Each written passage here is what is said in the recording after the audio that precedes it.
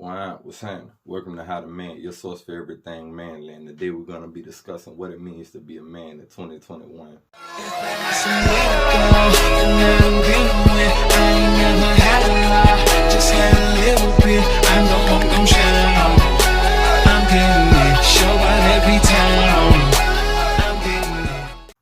Yes, sir. You already know we about to rock like cocaine and Arm & Hammer. But hey, before I get into this, go ahead and hit that like and subscribe button for me and share too if you don't mind. It costs you nothing and the you is probably really small, but the me is major to mean the world, I promise.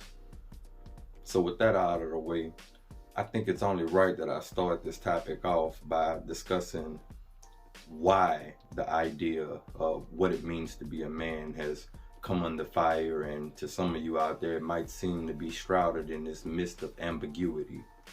Well, there's two reasons for that. The first is that there's two groups out there with a vested interest in diminishing the importance of masculinity, diminishing what it really means to be a man, and perverting the nature of manliness, right? Those two groups are the LGBT movement and the feminist movement. Big surprise there, right? But before I go any further with that, just like to point out, I'm not a misogynist, and I'm also not a homophobe or a transphobe or whatever other phobes you guys got out there. I ain't none of that shit. Let me go ahead and get that clear right now. Up front, not none of that. Don't have a problem with women. I love women. I love my mama. I love my old lady. I love my daughters. And I know, saying I love this person, they're a woman. It's like saying, same thing. Like, oh, I have a black friend. It's not one of them. No, I genuinely like women. I genuinely hope for the best for women. I also have no problem with anyone that's homosexual, transgender, any of that other stuff out there, man. Hey, it's a free country, free world. You do whatever makes you happy, man. More power to you, right? But all that said, where I do draw the line, right, is whenever what it is that you have going on starts to infringe on things that I don't feel should be infringed on. Things that are harmless in nature to virtually everyone, but a specific demographic seems to have some tiny problem that they can barely make a claim as to why they have a problem with this, right? And suddenly we go changing for them. I don't get this shit. We bend the knee to all these groups and black people still ain't got reparations. Somebody make this shit make sense. Anyway, I digress.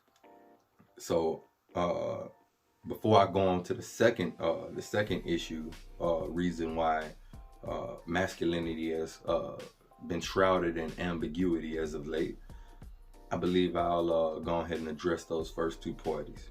See, the feminist movement really came to prominence, I'd say some people could argue, in the 1960s. Of course, you had the feminist movement all the way back in the 1920s with the advent of things like the flappers and things of that nature, right? But it continued. You got women's suffrage in the 60s, right? In the 70s, you still had a push for more women's rights, which they did eventually attain, right?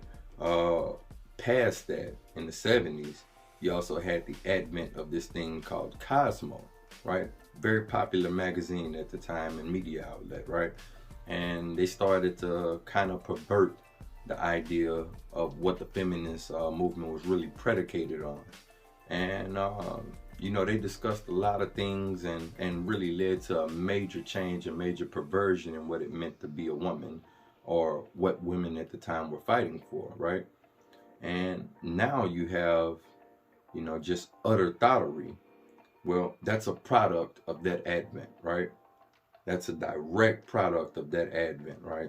And all it really is sluttery of the highest caliber being masqueraded as some type of sexual freedom or liberation, or a women can do whatever men do, right? And that's BS. I won't go all the way into it today, but I'll just say this, right?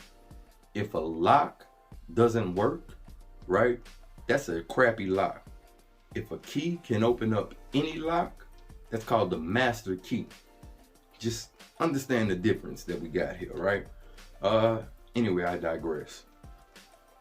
This movement kept going, right? And I'd say around the 90s, is when I'd say things reached ahead for the feminist movement, right? And at that point, they had virtually all of the things that they were fighting for. This is just my take on it. Maybe you guys are more intelligent on the subject than I am, more knowledgeable on the subject than I am, and can shed some light. Maybe there were still some more things that needed to be fought for. But I'd argue that it was nowhere near the level that it was in the 60s, right? We definitely made leaps and bounds since then, right? So I don't see what more there was to fight for after the 90s, but hey, feminist movement continued. At that point, right, what you have to realize is you have equal opportunity at this point, right? Women can now, it's not illegal for women to go into whatever line of work they so choose. Still a little bit frowned on, right, in certain categories. However, United States social system does adjust over time, right? It's a new thing. It's a shock to the system. After some time passes, everything will be all gravy again. People will adjust and understand, hey, they're here to stay. This isn't just, a passing fad or anything like that, right? All right. Feminist movement up until the 2000s now, right? What they're now fighting for isn't just equality, because they have that now. They now have equality in the workplace, right?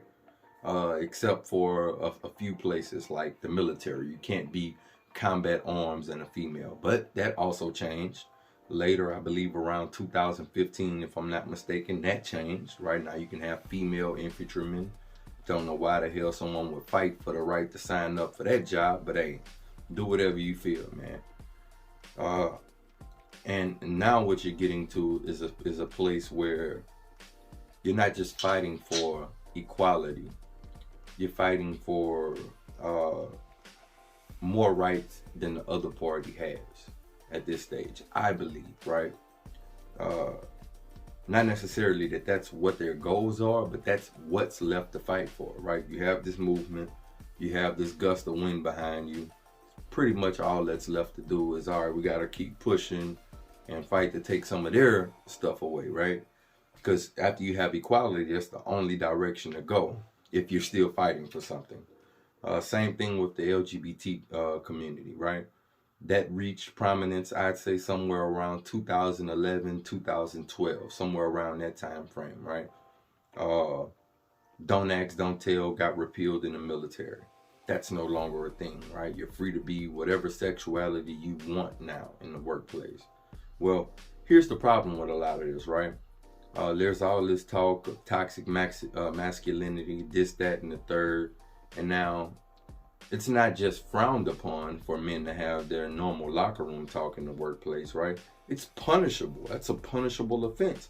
However, no one's going to bat an eye if a female or a member of the LGBT community decides to, have some locker room banter.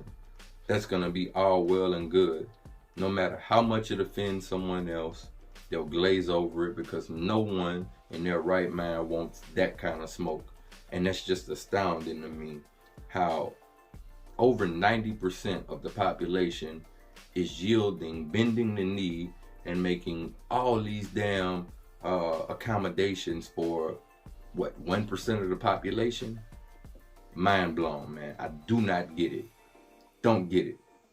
What I do understand from all of this, though, is that at some point, the feminist movement and the LGBT movement had a merger, right? And that merger led to pretty much a bigger attack on what it means to be a man. You see, you have to diminish what it means to be a man in order to replace masculinity with femininity, right?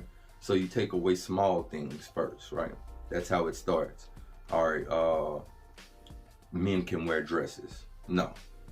Boys should be able to play with baby dolls. Hey, I take my son to get his nails done. Like, what the hell are you talking about, right? Different shit like that. And it continues to snowball. And if you don't accept these ideas, well, you're the nut job, not anyone else. You're screwed up in the head. Crazy, bro. But hey, that's the world we're living in right now, right? And the reason for this is there's a certain level of femininity, hyper femininity, I'd say, that has to accompany something like the LGBT community. Because believe it or not, LGBT community is actually heavily male dominated.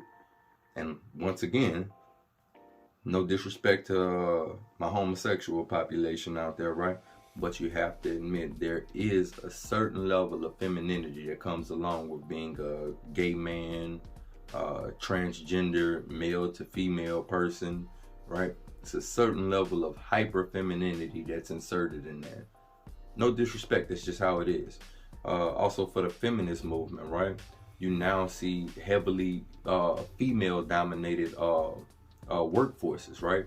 There are certain jobs that are just heavily female dominated, and it's not just child rearing anymore. It's not just cooking. Do I think that's a bad thing? Hell no. Have at it. I believe that's something that we've always needed. However, where I take issue is whenever we start to make attacks on things that don't need to be attacked, things that are actually good things that aren't bad in nature. Yeah, that's where I draw the line. All right, fast forward, right? Now you have gender barriers being broken down, right? All right, well, transgender males or male to female transgenders should be able to compete against women. No, sir. Right?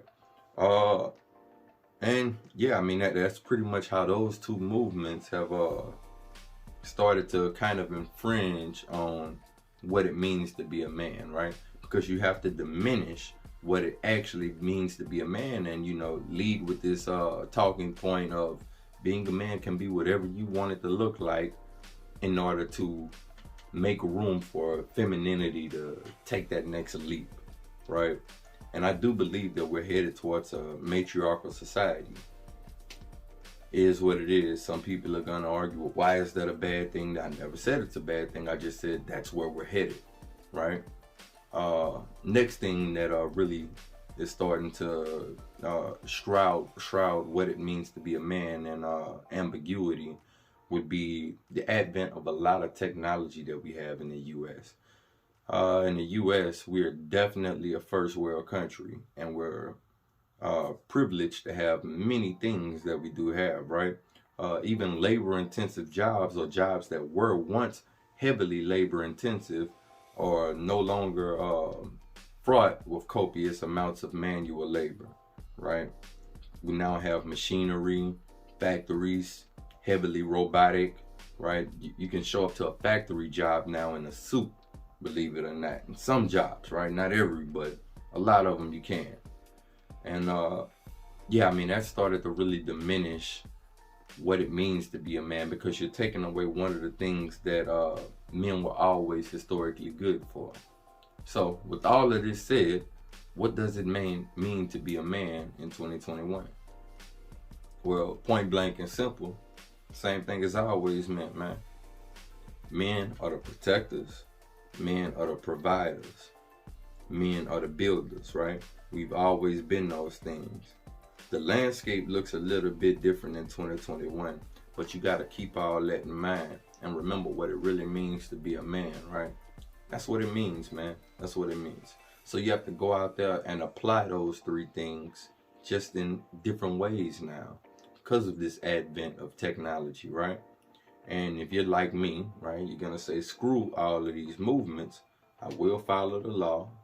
I will treat everyone with dignity and respect. However, I will not bend the knee, throw caution to the wind, go out of my way to, make everyone else feel comfortable at the risk of my own sanity. Can't do it, man. Can't do it. I can't throw my own satiety, my own sanity out the window for some ridiculous request, man, or something frivolous. Because that's what a lot of this stuff boils down to, man. There's a lot of this shit is just frivolous. It's selfish, it's frivolous, and it's unnecessary, man. So that's my take on it, man. If you feel differently than me, feel free to voice your opinion. Hey, I might even reply to it, man, depending on how many views and how many comments this video gets.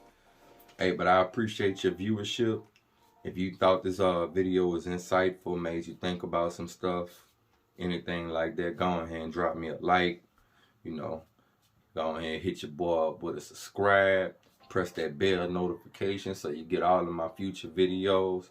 Once again, hey, it costs you nothing and to you is probably very small, but I swear, man, to me it'll mean the world. Said I came up from nothing, made a way out of nowhere, got me started. Remember days playing with the bass like a